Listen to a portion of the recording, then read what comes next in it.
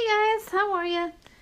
Alright, so what I have here is, again, if you've been following me for a while, you also know now that my oldest daughter, she has autism. She was recently diagnosed with epilepsy on top of that. She has short-term memory problems, she has learning disabilities, she has seizures, she's on medication, the whole 9 yards. So, she has what is called an IEP, which is an individualized education plan. Being under special education, this is a plan tailored mainly for her. Now, if you know what I'm talking about and have you been there through it yourself, then you know it comes with a lot of paperwork. There's a lot of meetings, there's a lot of discussions, goal setting, particular plans, safety, medication, medical, educational, the whole 9 yards. So I like to file it all the way in this notebook, and I bring it with me to meetings, or if I get new paperwork, I have to file it away, appointments, information, phone numbers, all kinds of stuff in here.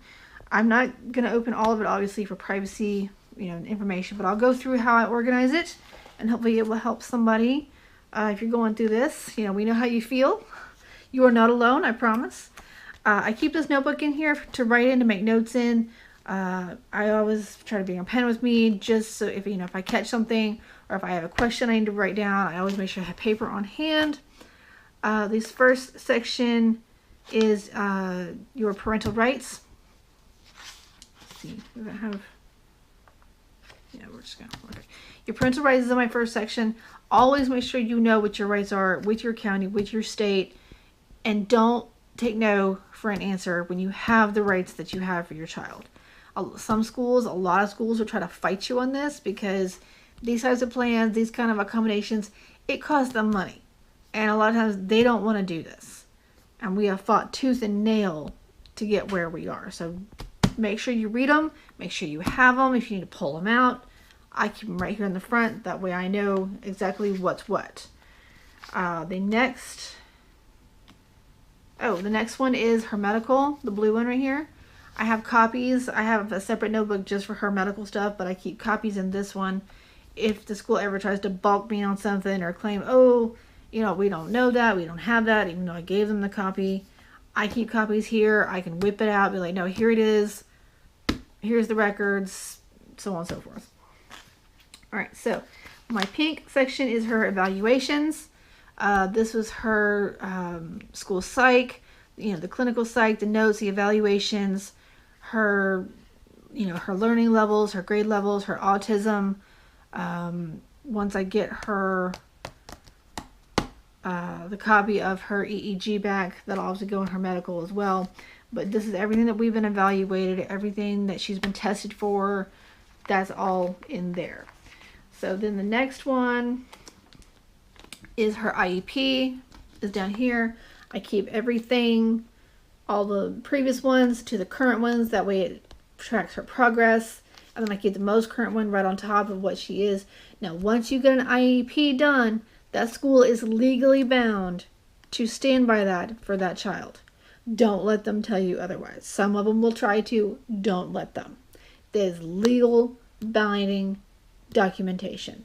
So I keep all that here in case we ever have a problem. Now, let's see. Going down. That's got her school contact information going down here. Let's see here. I also keep her progress reports, her report cards, everything else in there, along with her school contacts. My bottom section, I can actually open this one. This was stuff that was sent to me by Autism Speaks. Information about autism, kids' plans, recommendations, numbers, websites, all kinds of things that they sent to me once we got our diagnosis. That was really nice of them. Then I also have things back here about epilepsy, all kinds of information, medical plans, different types of seizures, things like that. I keep all that plus copies in case I need to give one to school. And then I just have extra sections back here for whatever I'm needing next. But that is what I have in here. That is how I organize it for my child. I am never far away from this notebook. I always reference it So whenever they have a question, whatever, oh, what is this, I make sure I have all my documentation. I also write, appointments down for her school meetings or her doctor's appointments. I write down, if I need to print out emails, I put them in here, for communication purposes. I keep records of everything. So, but no, I just wanted to share this because I know how daunting this process can be. It's not easy. Is it worth it? Absolutely. I would not change my child for the world. Now, does she struggle with things? Yes, she does. But she has blessed me in so many ways, along with my other 2 children. I have 3 altogether, and I wouldn't change it for nothing. But if you guys have any questions, you can, be sure to leave me comments down below. I'll answer whatever questions I can. I would love to be able to help, somebody if, you're struggling through this process. And I hope you all have a good night. Bye.